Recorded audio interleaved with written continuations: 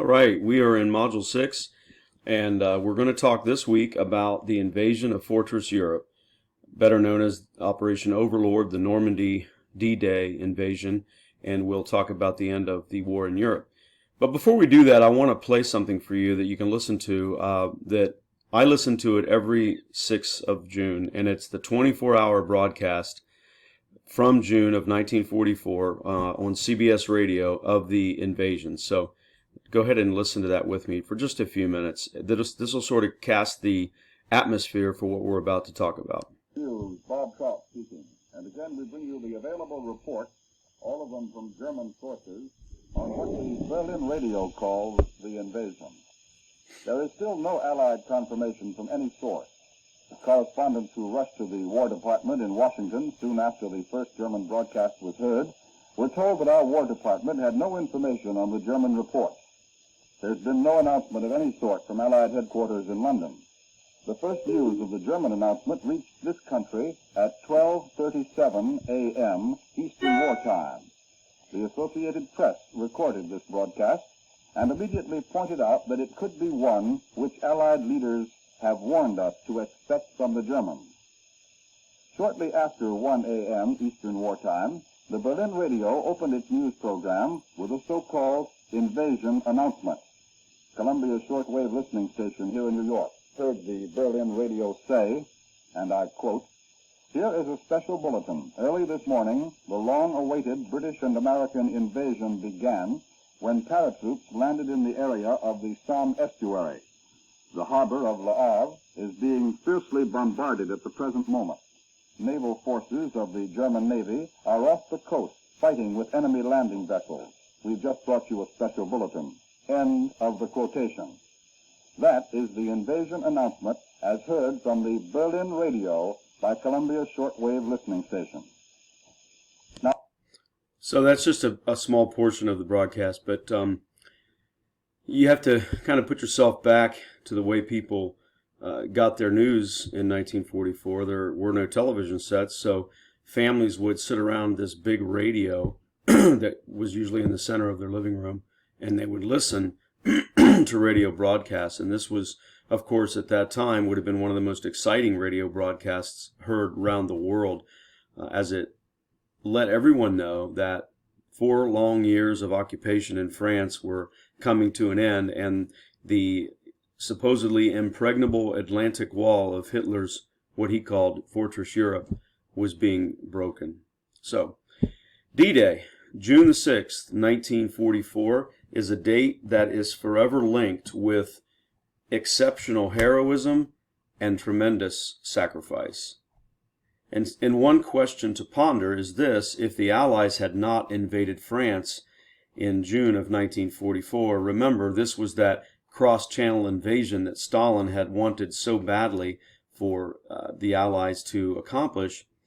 Could Germany still have been defeated? That's a question to ask ourselves. Now, the impetus for a cross-channel invasion was generated from this series of Allied strategy conferences I mentioned that were held as early as the Arcadia Conference, which was just a few weeks after Japan attacked Pearl Harbor. And at the second Washington Conference, President Roosevelt sort of acquiesced to Churchill and agreed to postpone the cross-channel invasion of Western Europe and instead send U.S. troops to North Africa, which you'll recall was Operation Torch. In late 1943, Churchill, Roosevelt, and Stalin, the Big Three as they were called, met at the Tehran Conference, and the date was finally set in stone for the cross-channel invasion known as Operation Overlord. Now, Overlord actually consisted of 4 phases. Operation Point Blank, which I referenced last module, that was the air war, was already underway as of June of 43.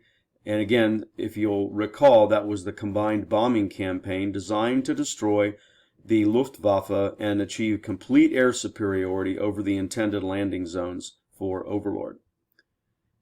In addition to Operation Point Blank, there was Operation Bodyguard, which I'll discuss a little bit more later, but that was basically the trickery, the deception scheme to trick the Germans as to the location of the actual landing. Phase 3 involved Operation Neptune, which involved the movement, the sea lift movement of troops equipment, supplies, material across the English Channel, and to establish a lodgment on the French coast. And then the fourth and final phase was Operation Overlord, which was the actual landing of American, British, and Canadian forces to create a beachhead to vector the entire 21st Allied Army group through France. So go ahead and go to the next slide, slide number 2. And so for the Allies, the problem with invading Hitler's Fortress Europe was not so much that they couldn't get all the troops and materiel needed to stage a sustained invasion of France. The problem was how to keep them there and to create a point of supply once they got there. Next slide. Now, inherently, throughout history, amphibious operations are complicated, and very few throughout history have ever actually succeeded. And I've given you a little rundown throughout from the time of Julius Caesar in 54 BC. Julius Caesar and William the Conqueror in 1066, the Battle of Hastings, managed this to achieve a successful amphibious operation. But every other amphibious operation in military history has failed up until 1944. And so, for example, in 1274, Kublai Khan and the Mongols were defeated by weather, attempting to invade Japan. In 1588, the Spanish Armada was wrecked at sea trying to invade England, and many believe, and I believe, that the Spanish Armada's defeat was actually the providence of God to keep England under Queen Elizabeth II Protestant, which eventually, of course, gives us in 1611 our King James Bible. 1779, the Continental Army tried to attack the British at Penobscot Bay in Maine. They were defeated. In fact, that was the largest American amphibious operation up until D-Day. In 1803, Napoleon tried to cross the English Channel during the War of the Third Coalition.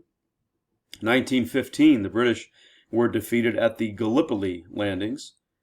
In 1940, Hitler was unable to pull off Operation Sea Lion.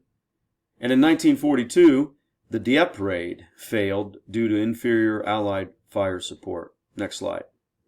However, it had to be done. D-Day had to happen, and U.S. Army Chief of Staff George C. Marshall selected General Dwight David Eisenhower and appointed him the commander of Supreme Headquarters Allied Expeditionary Force, or SHAEF for short.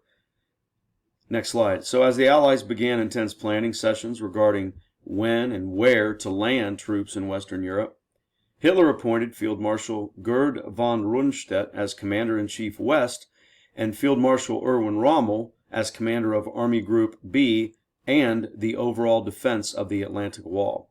Rommel wanted to concentrate all available forces, German forces, on the invasion beaches and defeat the Americans and British as they came ashore. In fact, it was Rommel who made the now famous remark that the first day of the invasion would be, quote, the longest day. While Rommel's desire may have been noble, it was flawed in that the Germans had no idea where or when the Allies would invade. Nonetheless, Hitler's mentor, Frederick the Great, once said, quote, "He who defends everything defends nothing." And moreover, it was the tremendous cost in human life and materiel along the Eastern Front over the past 3 years that forced Hitler to ignore Frederick's warning and instead adopt a policy on the Western Front of fixed fortifications. As early as March of 1942, Hitler laid down the basic principle in Führer Directive No. 40, in which the Atlantic coast defenses should be so organized and his troops so deployed that any invasion attempt would be driven right back into the English Channel. Next slide. That fall, Reich Minister Albert Speer, chief of an organization called TOT, T-O-D-T, it was a German construction firm, was tasked with building some 15,000 concrete strong points to be manned by 300,000 German troops. If you look at the next image there, millions of tons of concrete were poured into what became known as the Atlantic Wall, with some steel reinforced pillboxes, bunkers, boasting walls 13 feet thick. And these special German bunkers were called resistance nests, and they were built in strategic locations so that each bunker overlooked vast stretches of the Normandy coastline. And these resistance nests were all numbered, and they contained both artillery guns as well as machine guns. Next slide. Sun Tzu, a very famous 6th century BC Chinese military theorist, wrote a book, Art of War, which I've read, and I recommend you get a copy as well if you're interested in military history at all. And he said this, Sun Tzu said, quote, "All warfare is based on deception. Hence, when able to attack, one must seem unable. When using one's forces, one must seem inactive. When near, make the enemy believe the opposite. Hold out baits to entice, then feign and crush the enemy." End quote. Therefore, next slide, a cleverly devised plan of deception by the Allies known as Operation Bodyguard was designed to trick or deceive the Germans concerning the entire plan for Operation Overlord. To add credibility to this deception plan, the plan was kind of subdivided into various operations, one of which was called Operation Fortitude. Fortitude North was aimed at German forces in Scandinavia and was based around the fictitious British Fourth Army based in Scotland. And Fortitude South employed similar deception in the south of England, which threatened an invasion in an area called the Pas-de-Calais, or Calais, by the nebulous 1st U.S. Army Group, led by General George Patton, or FUSAG for short. FUSAG, 1st U.S. Army Group. And the FUSAG was made up of real units, such as the U.S. Third Army, but it was also made up of fictitious, non-existent units like the British 55th Infantry and the U.S. 21st Airborne. And I've got a shoulder unit patch for this outfit, the U.S. 21st Airborne, as well as the U.S. 135th Airborne. These units, they never existed. They were fake, they were tricks, and they had soldiers that would wear these shoulder patches in the hopes that German spies would see this and be convinced that these were real units. Hitler himself was so convinced that the invasion would come at the Pas-de-Calais that even as German troops spotted the approaching invasion craft along the Normandy beaches and picked up the phone and called their leadership, Hitler refused to release reserve forces from the Pas-de-Calais area where he had stationed them, because he swallowed this trick, this deception, hook, line, and sinker. So Operation Bodyguard was a joint venture with the British and American teams working together. Next slide. As part of this, fake radio traffic, double agents, dummy armies, complete with inflatable tanks, fake landing craft, papier-mâché trucks, and even soldiers, as I mentioned, wearing false division patches, served to supplement this widespread deception plan. And again, the result was exactly what the Allies hoped. It caused Hitler to divert vital forces and keep them at the Pas-de-Calais area. Now you can look at a map of this area, the English Channel and the northern coast of France, and you can see why the Pas-de-Calais made for a logical destination for a cross-channel invasion. For one, it's as close to England as you can get between France and England. Number two, the tides were different there. It was actually more favorable, that area of the channel. Taking into consideration all these factors, you can understand why the Germans would believe very easily that, yeah, this is probably where they're going to land troops. Next slide. Operation Titanic was one of the British portions of Bodyguard and was carried out on the 5th and 6th of June by the Royal Air Force and the Special Air Service. And this basically involved dropping 500 dummy parachutists called Ruperts by the British and Oscars by the Americans. And I'm going to see if you can see this hanging on the wall there right by my door is a reproduction of one of these Ruperts. And so you can't really see it very well, but it's basically was made of burlap or canvas. It was stuffed with straw or hay. And then in the chest portion, as you can see, that's bulging out, there's an actual parachute. And so they would drop these from aircraft about to the tune of 500 of them on the night of the 5th of June and the morning of the 6th. and they were rigged with some explosive charges on the back of those little things, and so it would cause a firework sound, if you will. And to the Germans, they thought it was gunfire, and so it really reinforced the trickery, the deception plan. Next slide. The actual drop zones for these Ruperts were in the regions of Saint-Lô, the south of Caen, east of the Orne River, and Evian, which was quite a distance from the landing beaches, which was exactly what it was designed to do. And these, if you look on the slide there on the map, the little gingerbread icons represent the areas where the Ruperts were dropped. Next slide. So while General Eisenhower was overall commander, he would never set foot on the invasion beaches on D-Day. Commanding all ground forces was Field Marshal Montgomery. You'll remember him from the fighting in North Africa, British general. When the two of them arrived in Britain and were shown plans to land 3 divisions over the beaches and 2 by air behind the enemy lines, both kind of rebutted this and demanded 5 divisions along the beaches and 3 airborne divisions behind enemy lines. General Marshall, Army Chief of Staff, agreed, and the results of this increase in resources pushed back another significant, albeit little-known, amphibious landing that happened in southern France. And once the date was set for D-Day,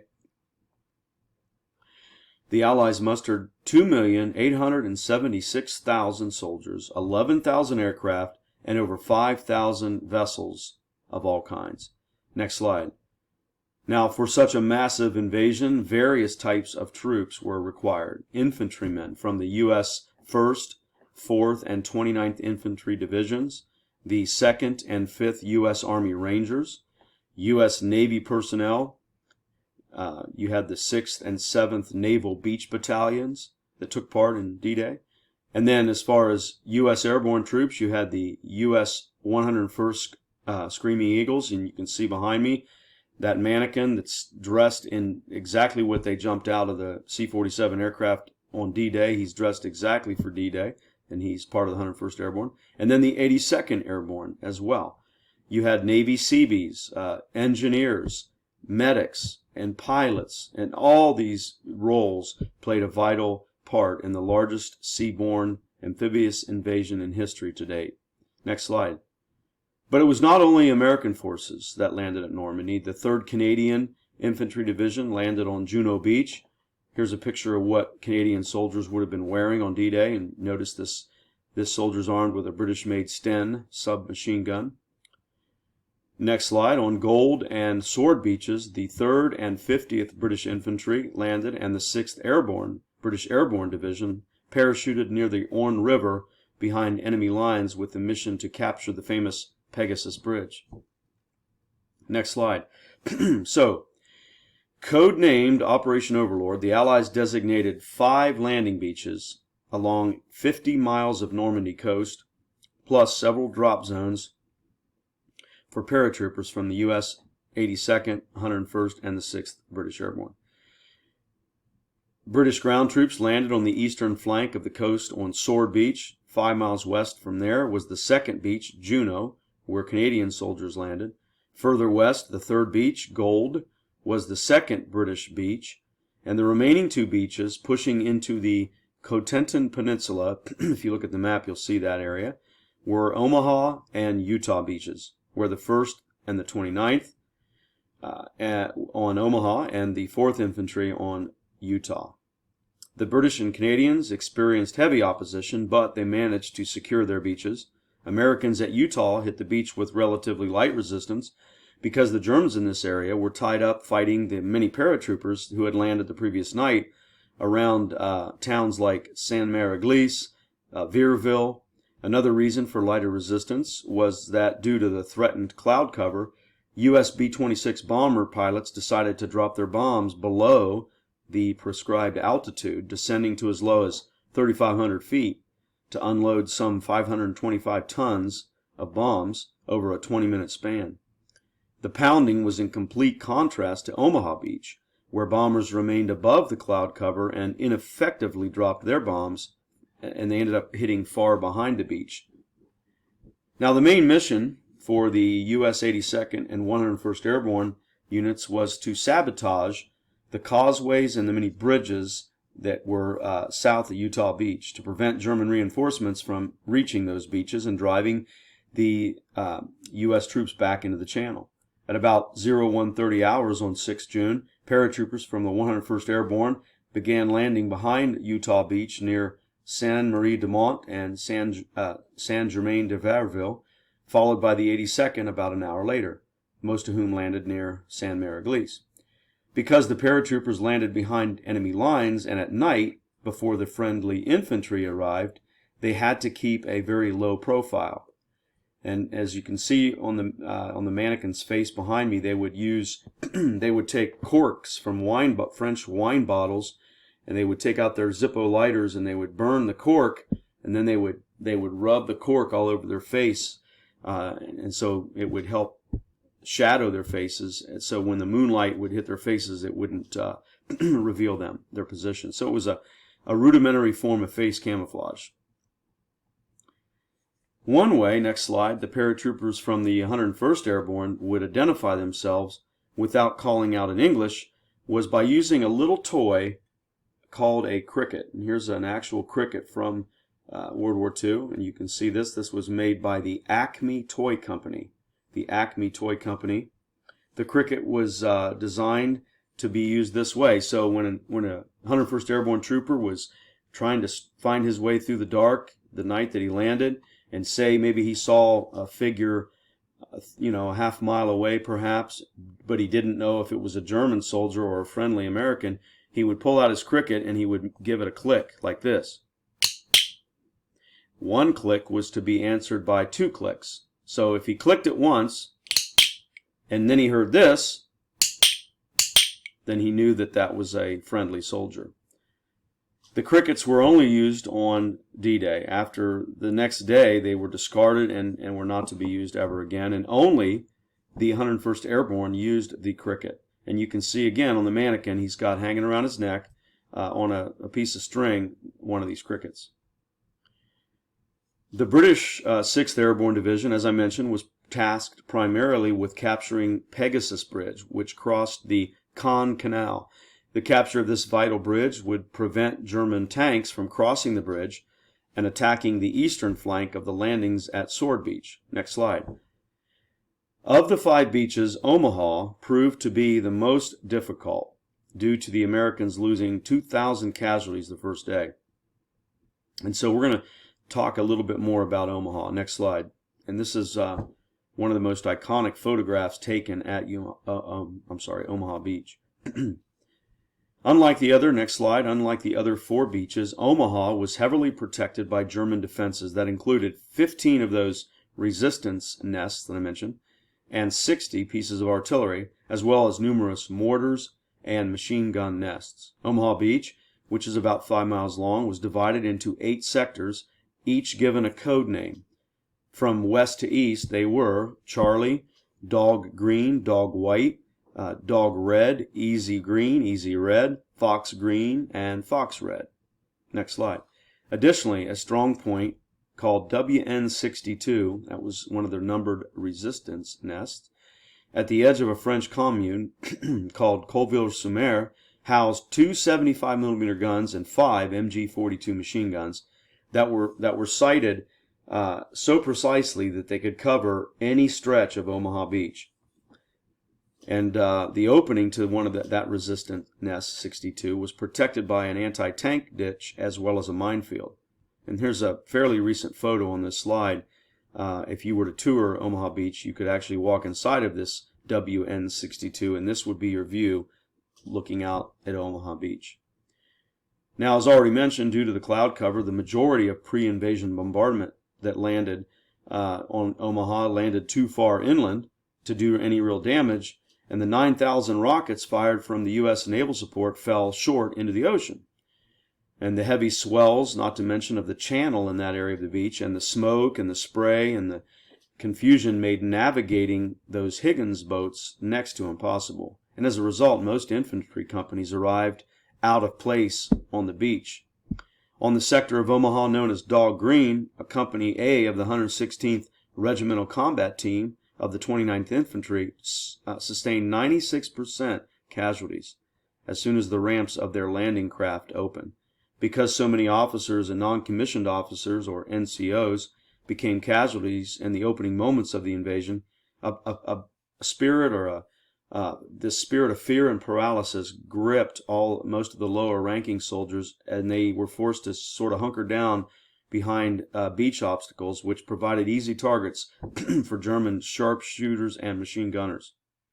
In fact, a German soldier with the 352nd Infantry Division, a man by the name of Heinrich Severall, claims that he personally shot more than 1,000 American soldiers on Omaha. However, U.S. casualties on the other beaches were not as significant as that. All told, 3,000 men were killed on Omaha Beach just that first day. Compared to Utah, which only had 197 casualties, we can understand how Omaha Beach earns the nickname Bloody Omaha. Next slide. Another reason the Allies had such a tough time with their landing craft as they approached the beaches were due to an intense network of beach obstacles that the Germans had meticulously placed in anticipation for an amphibious invasion. This was all part of Rommel's direction, Organization Todt, and all that to fortify the Atlantic Wall. And so the Germans had pre-placed 4 million mines and 500,000 obstacles along the 50-mile stretch of the Normandy coastline. And they did it as well at Pas-de-Calais. Now, one of the obstacles that they placed, I have one of these. It's called a shoe mine or an S mine, and this is exactly what it looked like. And so it's sort of a tin can, if you will, and it's filled with ball bearings about the size of a marble, several dozen of them, and it's got explosive in there. Now, this isn't a real one. This is a reproduction. And so the idea was the Germans would bury this thing in the sand on the beach, and they would bury it up to about here. And so the only things that you can see as you're walking along the beach, and it would be very difficult to see it, are these 3 metal prongs. And so when a soldier's boot hit this, it would compress a striker in this part, the firing mechanism, and it would explode this, but the explosion would happen at about mid-level, mid-waist level of the soldier. So it was designed not necessarily to kill the soldier, but to maim him, take out one of his legs, cause intense bleeding, which would then require maybe 1 or 2 other guys to render aid to him. So now you've knocked out 3 guys. And so the S-mine was very effectively used. The United States copied this and used this in Vietnam and Korea and renamed it the Bouncing Betty. So the German S-mine. This next slide shows you kind of an idea of the types of obstacles and how and where they were placed on this cross-sectional graphic during D-Day. Each obstacle had a purpose. You know, Rommel wanted to do all he could to slow or stop the Allied troops from making it off the beaches, because if they made it off the beaches and they exited into the interior of France, then it was going to be a tough slog for the Germans. So some of these obstacles were called Belgian gates, hedgehogs, Rommel's asparagus, which were basically giant telephone poles, S-mines, as I showed you an example a moment ago, Teller mines, and various other little surprises causing significant damage to Allied soldiers or the bottoms of their landing craft, the Higgins boats. As a side note, next slide, in 1964, President Eisenhower stated this, quote, "Andrew Higgins is the man who won the war for us," end quote. Quite a compliment for a self-taught entrepreneur from the swamps of southern Louisiana. Higgins designed and built and sold more than 20,000 of his little landing craft, and they were called LCVPs, which stands for Landing Craft Vehicle Personnel. These little vessels proved ideal for rapidly offloading about 36 soldiers onto a beach. Next slide.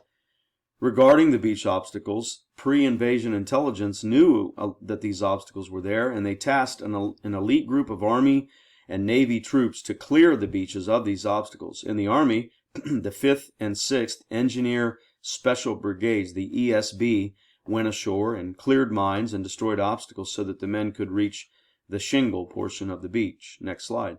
For the Navy, the 7th Naval Beach Battalion was in charge of marking color-coded areas on the beaches so that the Navy guys driving the Higgins boats would know where to approach. Additionally, these Navy personnel also established ship-to-shore communications with the Army infantry, as well as providing first aid. And to keep these Navy troops, to keep from confusing them with Army troops, men from the Naval Beach Battalions were directed to paint a gray band around their helmets, as you can see on this slide. A variety of demolitions and explosives were used by the special brigades to clear the many obstacles, but one in particular stands out as a unique means of breaching a path to the shingle part of the beach.